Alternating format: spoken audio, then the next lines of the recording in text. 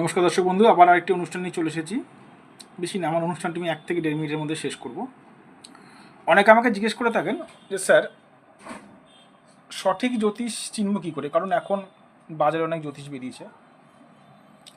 তো দর্শক বন্ধু, আমি একটি কথা বারবার করে বলবো, সঠিক জ্যোতিষ চেনার একটি মাত্র উপায়, সেটি হচ্ছে আপনাকে বুঝে নিতে হবে, আপনাকে চিনে নিতে হবে। সঠিক জ্যোতিষ কারুর গালে লেখা থাকে না, অথবা সঠিক জ্যোতিষী কারুর কপালে লেখা থাকে না যে ইনি সঠিক জ্যোতিষ।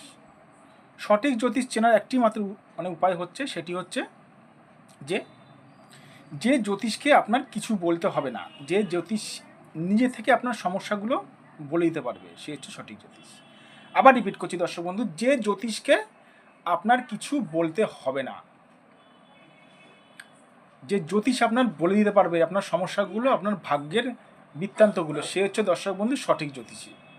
সঠিক মানের জ্যোতিষী, সেই মানুষটা হচ্ছে সঠিক মানের জ্যোতিষী। ওই লাল কাপড় পরে থাকলে আর জটা নিয়ে বসে থাকলে দর্শক বন্ধু সঠিক জ্যোতিষ হওয়া যায় না। সঠিক জ্যোতিষ হতে গেলে না, বহু বছরের তপস্যা লাগে, বহু বছরের জ্ঞান লাগে।